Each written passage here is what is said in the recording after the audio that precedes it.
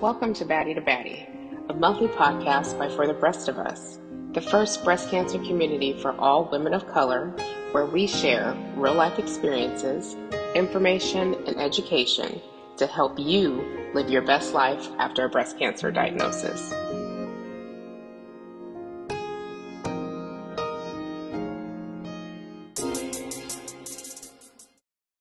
Hey, girl, hey. My name is Tesha, and I am a breast cancer survivor and Baddie volunteer with For the Breast of Us, a community for women of color that has been impacted by breast cancer.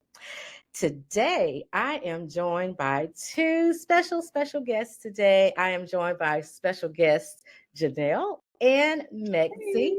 Welcome to the show. Welcome to the show. And today we are going to be talking about coping skills, coping strategies, and mental health when impacted by breast cancer. And so before we get started, we'll start with you, Jeanelle. Tell our listeners a little bit about yourself. So I'm Jeanelle. I'm from New Jersey. I was diagnosed with stage 3 triple negative breast cancer July 2022 at the age of 33 after being misdiagnosed for 15 months. I was told I was too young for a mammogram and that, oh, you're good, don't worry about it, it's just milk duds. But my daughter was 7 and it's like, come on, let's be serious. Mhm. I did get a doctor, which was a Black doctor, and my breast surgeon, and he's the one who kind of fought for me to get this mammogram, got a mammogram biopsy, everything the same day, literally, and was diagnosed. I completed 23 rounds of chemotherapy, and then from there, I got a double mastectomy. I recently just completed maintenance therapy 4 months ago, so I'm just 4 months out. And I still have expanders, so still waiting to get my new boobies, hopefully within the next year, but I'm still lit with no tits, you know. I'm a mom, I'm married, and yeah, that's me.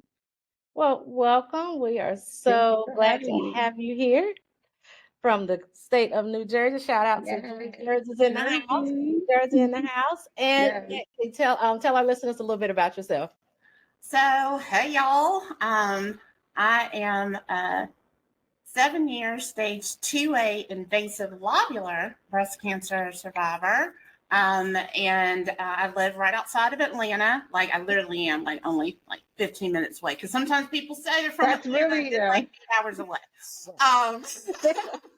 And I had 16 rounds of chemo. I've had 9 surgeries total because I've had so many complications and infections, blood transfusion, and 33 rounds of radiation. And now I am an advocate, and I actually work in the cancer space, changed my whole career to work in this space because, like Jeanelle, I was also dismissed. My symptoms were different than our white counterparts, and so they were dismissed for over 2 years. And it wasn't until I felt the mass is when everyone took me seriously. Crazy. Wow. Well, I always tell my listeners, we are our strongest and our best advocates. And it is so unfortunate that you were dismissed, but I'm so glad that you did not accept that. You advocated for yourself. You got the help that you the treatments that you needed, and look at you today. Okay. Okay, we are thriving and surviving. And next, you say you are 7 years. Yes, I am. I have my scans next month. All right, and Jeanelle, I'm officially 5 months in remission. Yeah. We're celebrating that. We celebrating 5 months. We celebrating 5 days. 5 years. All right, 7 years, and I myself am a 9-year survivor. So I will be 10 years. I love this. Seriously. I will be 10 years in August. So God is awesome. God is awesome. Yeah. So we're just gonna have a chat. We're just gonna talk. And both of you, chime in when you see fit. So when you were diagnosed, when you got the news, of, your diagnosis. Because today, we're talking about coping skills and our mental health, which we know that it is very important, that we need to take care of that. But when you got the news of your diagnosis, what emotions went through what did you feel? What emotions went through your mind? I would say for me, honestly, I already knew. I didn't necessarily know that it was breast cancer or anything, but I knew that it wasn't eczema. I knew that it wasn't a milk dud, but I knew it was something like, so, and I wasn't necessarily, I would say I was shocked, but I wasn't like crying or nothing. I'm just, the way my experience was when I left the hospital, right? And me and my husband were in the car, and I was just looking at everybody outside, and everybody was like laughing and living their life. And I was just, to me, I was like, bro, I got cancer. Can y'all stop being so happy? So that was really a realization for me. Like, it was just Yeah. like, life just keeps going, but it was weird. It was just very odd. And, when you're a young adult and you're just trying to, I was living life, and then Yeah. this happened. It's like, Yeah. Yeah. yeah. So, For me, I got the cancer call while I'm at work, and I really, really wish that would stop being a practice. yeah, Because that's To me, really the it last, seems impersonal. right? very, it does. It's impersonal when you doing it, when you give that type of news over the phone. Definitely. And then, of course, when it's at work, and I'm a very big personality, and so when I come back and I'm just like in silence, and then it's like I didn't want people at work to know Right. business yet. Yeah. But for me, so first I felt validated, kind of like Jeanelle, like I knew something was wrong, but I will say I was surprised that it was breast cancer and not ovarian cancer, because that's where all of my issues were, because my mother is an ovarian cancer survivor. And so the fact that it was breast, and then it was invasive lobular, which is not common in Black women, and there still wasn't much known about it at that time. I was just like, what do you mean you don't know? Like, I just kept hearing that a lot. And I was also under 40. And so being called a young adult, that was weird to me too. So it was a lot of overwhelming feelings. Yeah. Very much. Yeah. I know for me, when I got the call, because I got a call as well, and I was 36 when I got diagnosed. I was like you, Jeanelle, I was in the prime. I felt like I was in the prime of my life. Yeah. My friends, everybody around me was, doing all these great things, and they were still, doing all these wonderful things, starting new chapters in their lives, and either getting married, starting families, all this stuff, and I got cancer. And so when I got the news, it was like a punch in the gut. I knew something. I was like you all. I knew something was not right, but I thought it was just a cyst. Because the women in my family were prone to have cysts, so I'm thinking, okay, well, that's just what it is. Yeah. And when I got the news that it was cancer, again, it was like a punch in the gut, because in my mind during that time, I didn't know that young adults could get cancer, because the only people that I had known to have gotten the disease were older women. Wait a minute. My aunties and things, my aunts, my great aunts, like the older ones. Never in a million years that I would have thought that me, 36, and I got cancer. And then as I'm going through my treatment, learning that there were women younger than me. Right. Yeah. That blew my mind. That part. Yeah. That blew my mind. Wait a minute. What do you mean that there's 20-something-year-olds that has cancer? And I would see the St. Jude commercials, and with the babies that are going through cancer, but it just never clicked for me. And I know when like I said, it was just a punch in the gut. But then, you know, I had to get all that out, and I just had to get that mindset. Okay, Tesha, you're single. You love you're a personality too. You love to travel. You know, you like to do things, and we're not going to let cancer stop. Okay. And Yeah. I had to get into that mindset. Okay, let's fight this thing because I'm too young. I'm too young to have this. So, how important do you think, you know, just having that mindset to help you get through your journey? Talk to me a little bit about that. I'll kick it off. You know, it's, at least for me, it was like fight or flight mode. Like, okay. And I forgot to mention the other thing I felt was fear of this was going to bankrupt me because I'm single. I'm still single, but I was single at the time. I was not where I wanted to be in my career. And the first thing I thought was, how am I going to pay for all this? Like, that was my first thought. And then, you know, later I realized what an awful thought that any patient should have. Like, your sole focus should be, you know, get her done. But it was hard because my mother also has cancer. She has a rare blood cancer now. And so we're both like in chemo at the same time. So it was very weird. It was weird to be called a young adult. And it was hard.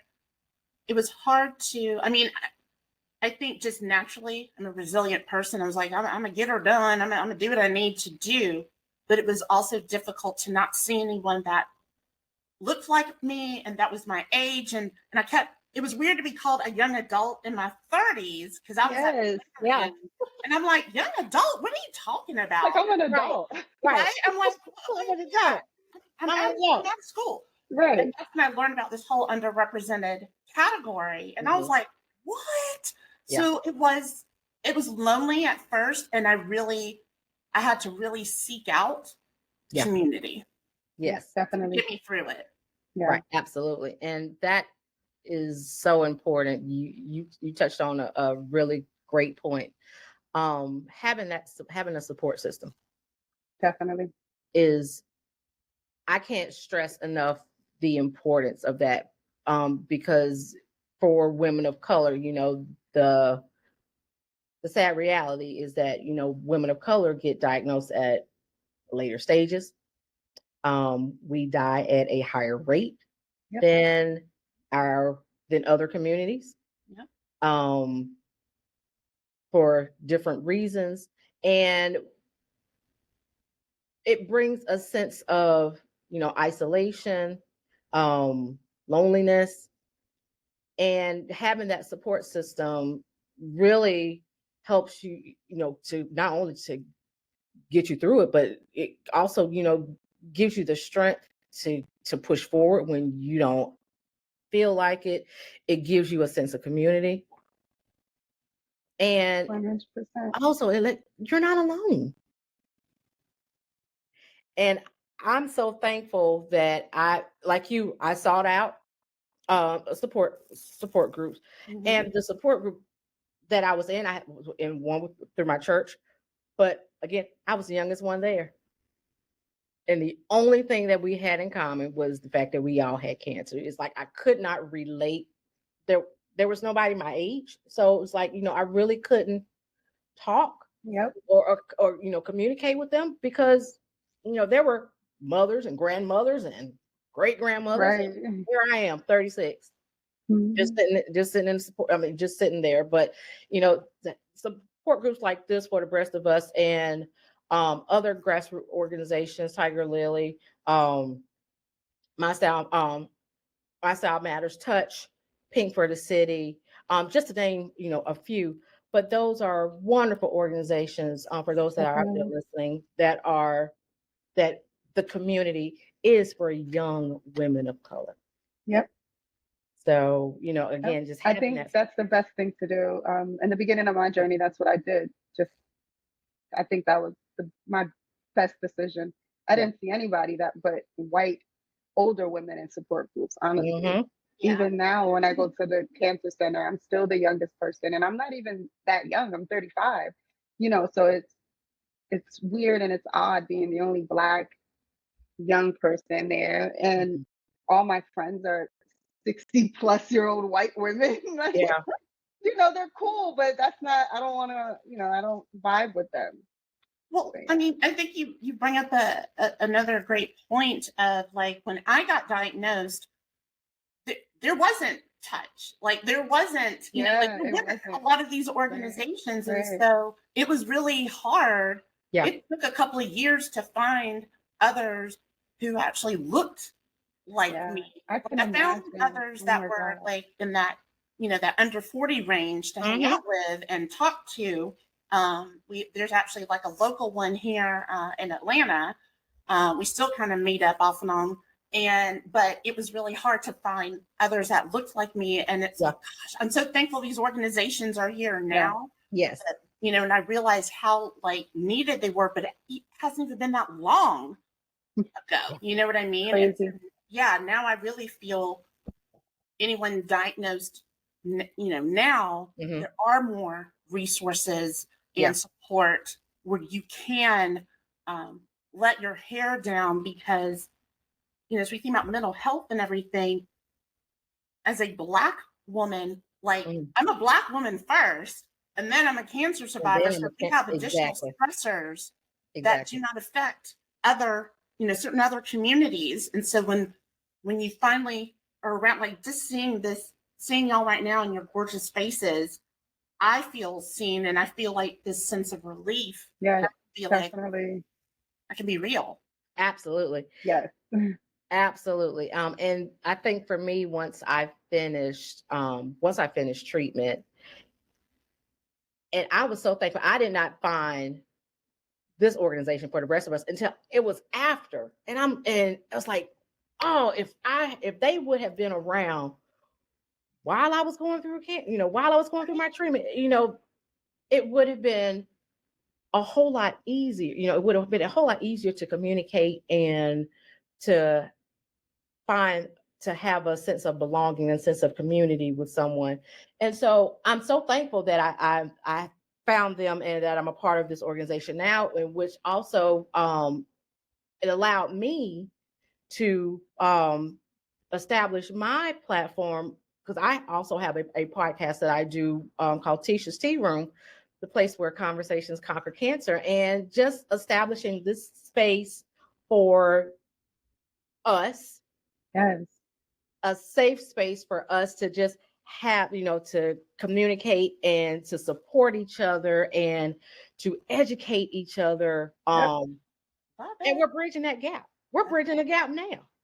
As far as having this fabulous conversation. Okay. I love it. I love it. I love that. And for those that are out there listening, again, we can't stress enough the importance of, finding that support group, finding that one or two people that you find your people. Get your people. Yeah. You don't have to go through this alone. At all. Because there will be days where I'm telling you, it's been like, I really was scared to kind of like share my story online. But once I started sharing my story, I said, I would have never met none of these women if it wasn't for cancer. Like, fuck cancer. Realistically, fuck cancer, but thank God for cancer too, because these women are amazing, because we don't only talk about cancer. It was it is a sisterhood that we never thought that we would ever be in. I tell you, it's a sisterhood that it's a different type of support. It is a different type of support. Oh my God. Absolutely, because no one knows what you're going through, what you're feeling, than the ones that have gone through it. Than this sisterhood right here. Right. You're grateful for your family and your friends, but they can only support you to a certain extent, because they don't get it through it. Mm-hmm. They didn't go through the chemo. They didn't go through the radiation. They don't have expanders, They're not doing they didn't lose their hair. And when you have a community like this, that, girl, let me tell you what happened with me. And I'm like, and you went through that too? Right. Okay. And it's like, it gives you a sense of relief. Oh, At least I'm not going crazy. Yeah. I thought I was going crazy. I'm so glad that, I'm not glad that you're going through it, but I'm glad that you went through it because it lets me know I'm not alone. Mm-hmm. And I see what you did. Okay, well, let me try it. Exactly. And see if it help. Will it help me? So again, it's a sisterhood that we never thought that we would be a part of, but I thank God for it every day. Every day. Yeah, definitely. Yes. And the talent, like that's what to me has been so fantastic. And Jeanelle, like you mentioned it a moment ago, of it's the cancer that brought us together. But then when you're actually able to take those friendships offline and you talk, or like if we're going to a cancer conference or something, and they, that person they're like actually meeting up, and when you actually meet in person, it's amazing. It is such a good feeling. And so it's, like you said, it's that cancer that connects us, but then it's just so amazing when you find other things to talk about, but you always know you can go back to the cancer or anything else that comes up. Yeah. So the friendships are just so deep, so quickly, and so impactful. Yeah. And so that is something I'm truly grateful for. Me too. Definitely. Yeah. That's the fact. So when you ladies were going through, your treatments, whenever you had those moments where you just, I know I went through moments of anger. I went through that why me. Mm-hmm. Yep. My friends are, I have a friend that she just she's getting married. Or I had a friend that's pregnant. Why am I going through this? Yeah. And it's like, and then I went through that. Well, what did I do to deserve? Did I eat? What did I eat? I went through all of that in my mind. Did I eat something? Did I do something in my diet? Did I not do this, or did I not do that? How did you, when you were going through your moments, how did you cope? What did you do to help you to get through that? For me, I love music. I'm old school to the heart. And I get that from my father, God rest his soul. But I would put on music, I would dance, laughter. I love to laugh. So I would try to put on any comedy show, anything that would make me laugh. That helped me. Just to get through those moments and just to give me a little bit of just a little bit more strength just to push through. What were some things that you did to cope that helped you when you had those moments? How did you get through? What were some things that you did? I would say for me, it was harder for me to have those moments because I have my daughter like attached to my hip. So for me, it was a little bit harder for me to release that. But when I did, I did do it. Like, I did the why me and all that, crying on the floor in the bathroom, just staying there for days. But I like to paint. So I will blast my music and paint and do some yoga. THC works for me as well. But with all honesty, like my daughter really kind of was the person for me, because when I was bald, she was drawing on my scalp with markers, trying to make me feel better. Yeah. And at the time, I didn't realize that's what she was trying to do. But looking back, it's like, oh, yeah. She had her place. Yes. And so, really quick, how did you tell your daughter? I did tell my daughter because I feel like I'm just open and I'm close to her, and she knew visibly, she was going to see it. She was going to see a change. She was going to see I wasn't going to work. I wasn't going to be taking her to school. And then I did hear about neuropathy. So I had, I wasn't going to be able to do her hair. So I literally told her the week after my first chemo, because she just this was the first year that she went back to school. I had to re-enroll her in school. I was homeschooling her. So I had to re-enroll her in school. And I told her, and she was all in her brain. She was like, so chemo is you ring the bell. That's all she knew. That's all she because YouTube, she doesn't necessarily know everything. So I did tell her, and the way I kind of explained it to her was, you know, the chemo is making me sicker to make me better, to, you know, just kill the cancer. Mm-hmm. But every day it was different questions and things. But she was better than what I thought, or what anybody on social media or any doctor would probably Mm-hmm. think. Kids are so resilient. I think if you're just That they honest and are. open, you know, it That was, they are. yeah. And like I said, she had her place. She did, yeah. She had her place of what she in her task of what she Yeah, needed she to do was cool. to help mom get through. So, and like you said, you know, kids are resilient. I know for me, because I teach kindergarten, so I'm a kindergarten teacher. So they were, although I did not tell them that I was sick, I told my parents knew. Okay. But my kids, and I call them my kinder babies. My kinder babies were sources of they were my strength. They were my distraction. Yeah. They helped me to, because I love teaching so much and I love kindergarten. Because it's such a fun grade. It's a Everybody, fun age. it's a fun age. It is a fun Yeah. grade, and there's never a dull moment. But they were a source of my strength. They were my distraction from thinking about my sickness. I got to get well because I got to be there for them. Yeah, I gotta be at their Like, graduation, you know? You exactly. know? Yeah, so I gotta be here. I got to be exactly all of that, all of Yeah. that. So that was one thing that helped me. Maxie, how about you? What were some things that you how did you cope?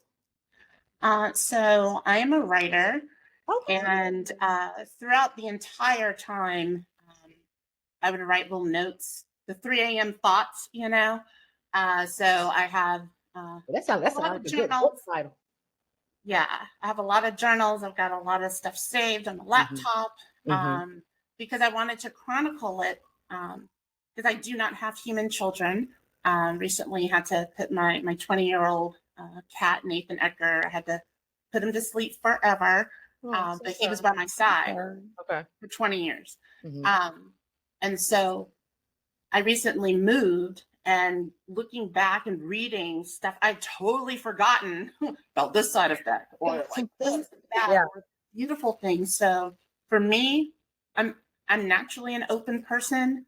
And because I'm also an only child, I was like, just in case I don't make it, I need to Right. leave a digital legacy. And so Mm-hmm. I was very open from the get-go, sharing my story. And so doing that, writing updates, and then just capturing my thoughts when I had the strength was really helpful. Yeah. And then I call her, to this day, I still call her my chemo twin. Even though we're both like almost 7.5 years out technically. And like just keeping that connection. Yeah. And because I couldn't handle a lot of people, because I really suffered from a lot of side effects. Mm-hmm. And I was working also. Yeah. And it was just a lot. But I had like my person who I could lean on and, you know, kind of cheerlead it through. Yeah. Also be real.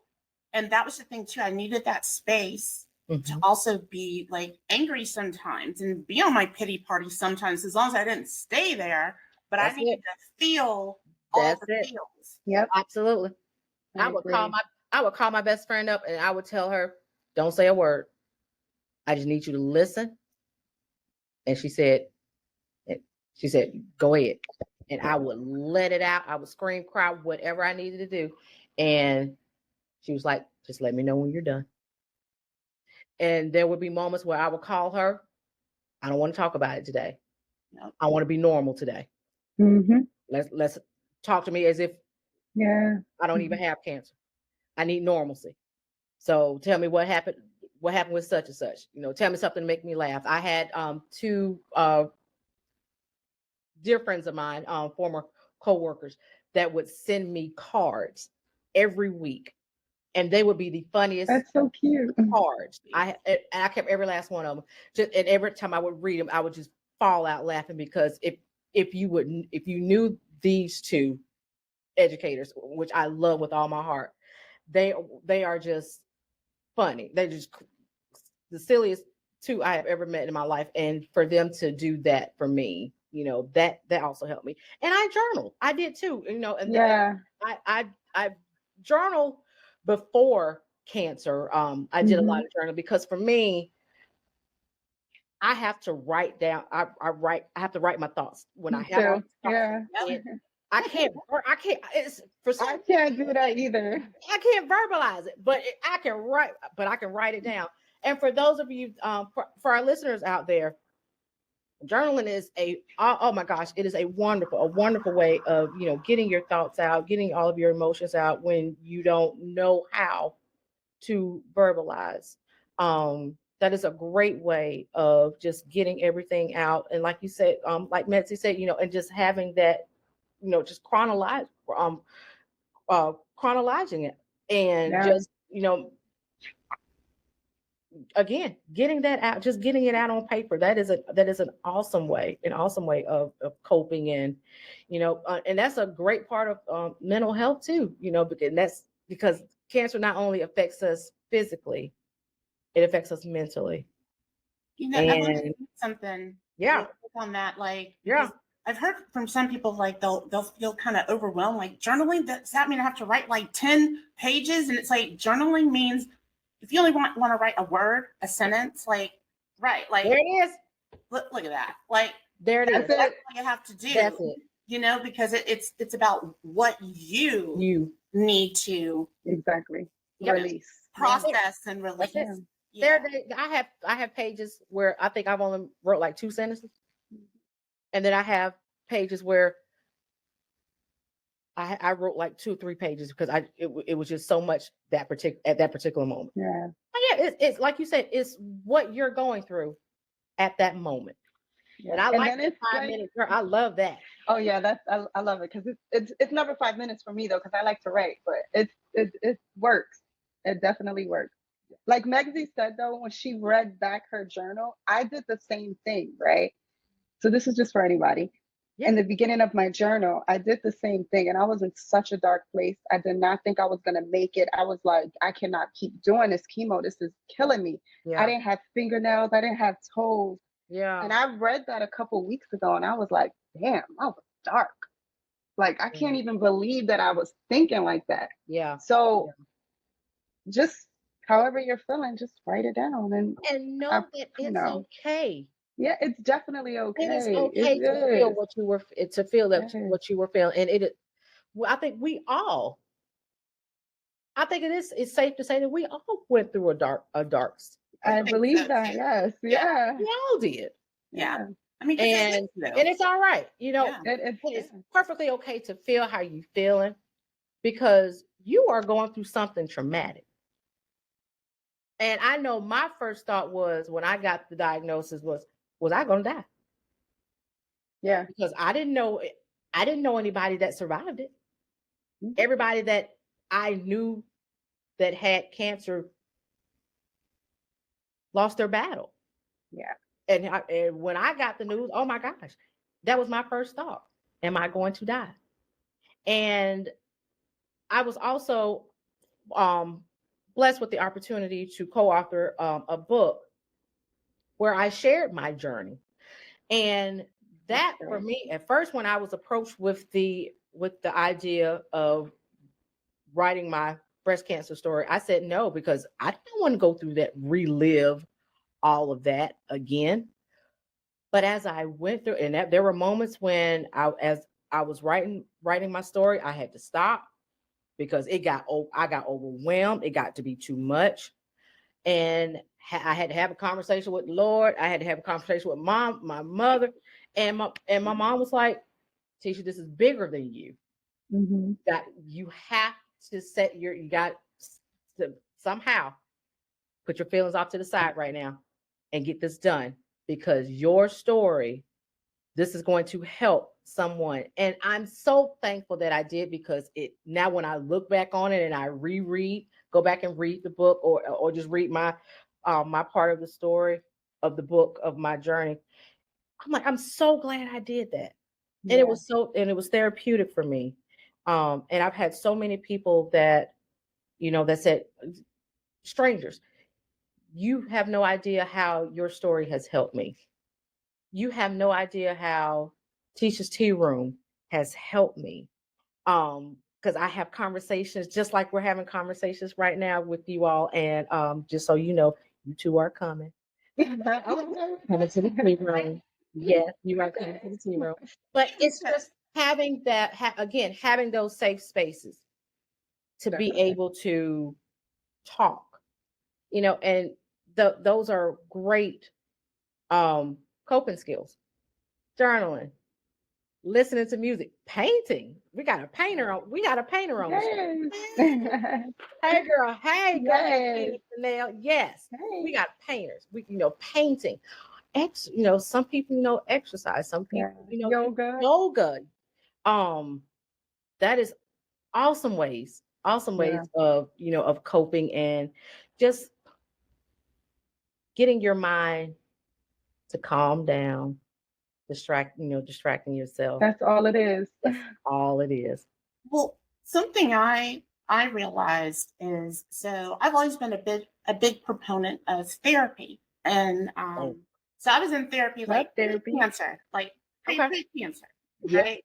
And then after going through my cancer experience and just having so many complications and things like that, while also seeing my mother going through chemo, trying to get her in a clinical trial, it was just a lot going on all at once.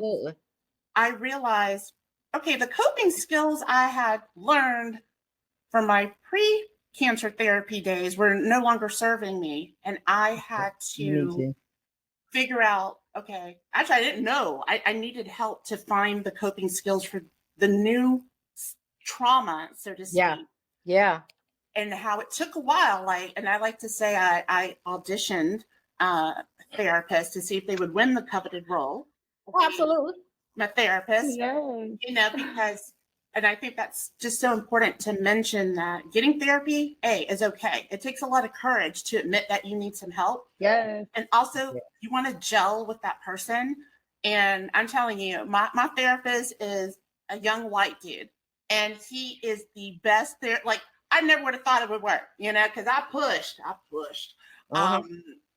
And he's been absolutely amazing with the different techniques, because going through this process, and especially the further out you get, you discover triggers or, and that's because you're starting to heal, but now I can't watch medical shows. So I had to learn what my triggers were that I never had before.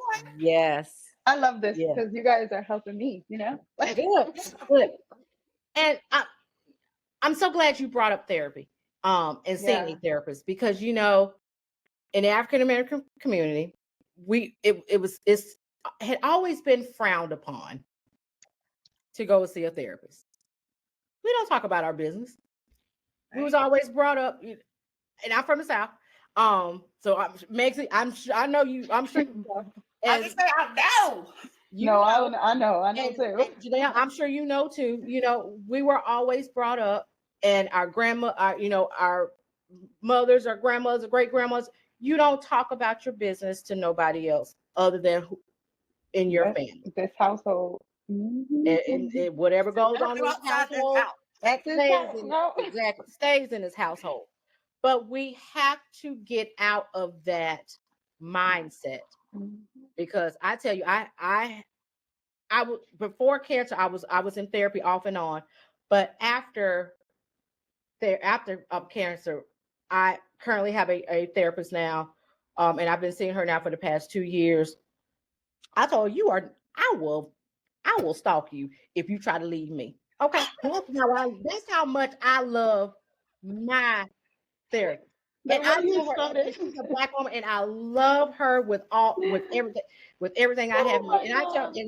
And I tell her, I think the last time I'll tell you this quick story. The last time that we met, because we would meet twice a month, and she told me that one session that we're gonna start cutting back, and our sessions were virtual, and she said the look that I had on my face when she told, because I was about to start crying.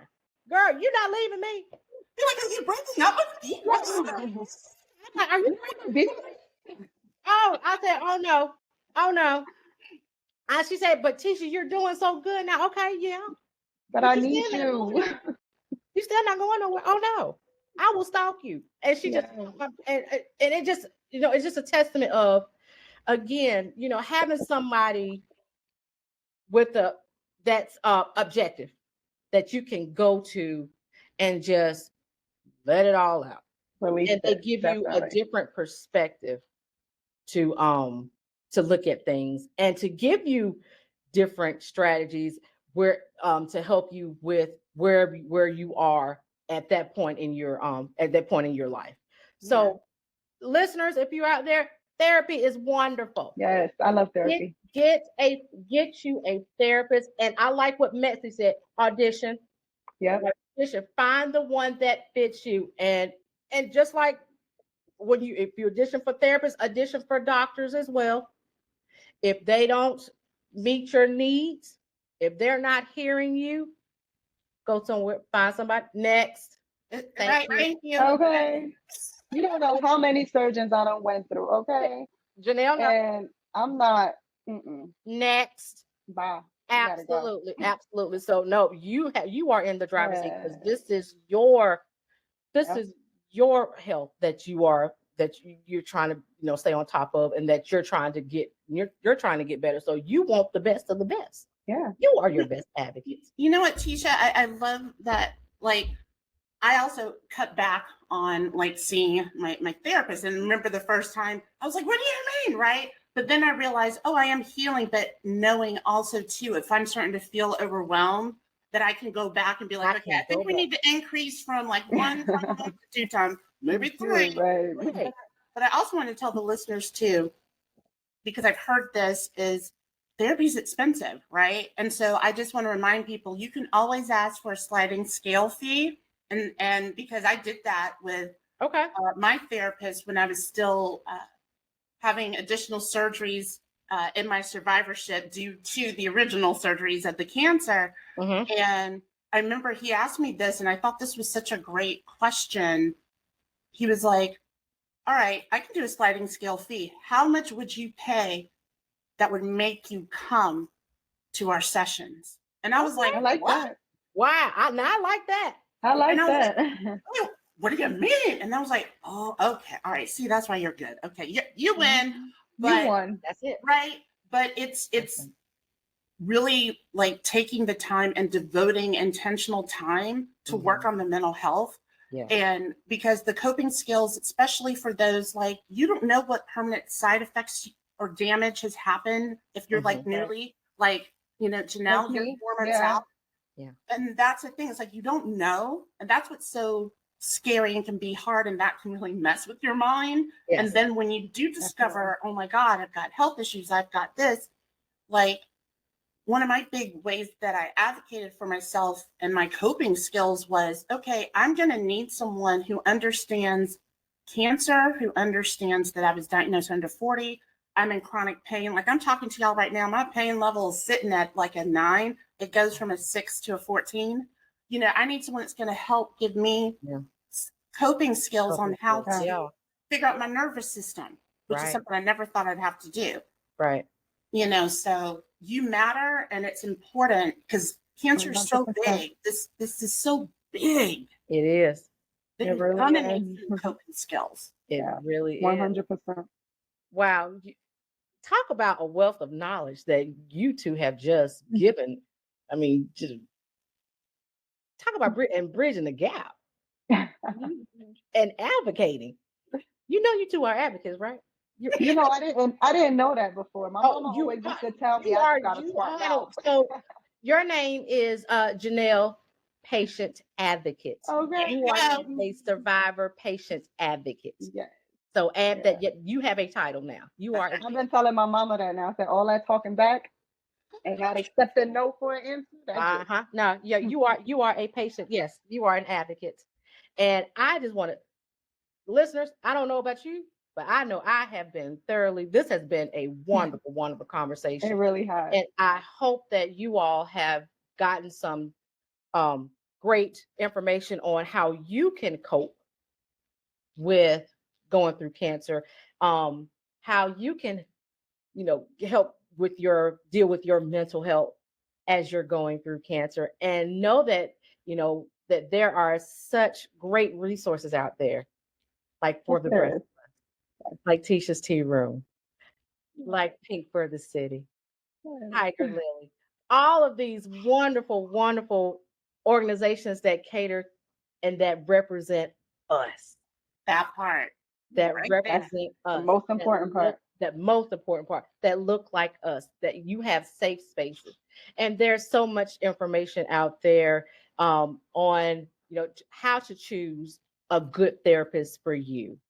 How to cope when you're going through whatever it is that you're going through at that moment. That's why we stress the importance of having support groups, because I promise you, there's someone in that support group that has probably gone through what you're experiencing right now, so that you don't have to feel like you're doing it alone. Mm-hmm. So again, I want to thank you. I want to thank both of you for taking this time out to come and chat with us with Baddie to Baddie. And for those that are listening, please listen to this wonderful, wonderful podcast today on Spotify, Apple Podcasts, or wherever you listen to your favorite podcast. And please subscribe to my YouTube channel, Tisha's Tea Room. And I am also on social media, on Facebook, as well as Instagram, Tisha's Tea Room. Please like and share. Again, subscribe to my YouTube channel. I have a show coming up on this Sunday, so I hope to see you. And Jeanelle and Megsy, get ready. You come to the tea room. I'm ready. And with that, I wish all of you a wonderful evening. Take care, and we will talk soon. Nice talking to you, ladies. Bye. This is another Baddie creation brought to you by For the Rest of Us. Don't forget to subscribe to Baddie to Baddie wherever you get your podcasts. And follow us on Facebook and Instagram at For the Breast of Us, on Twitter at The Breast of Us, and check us out online at breastofus.com. Thanks for listening.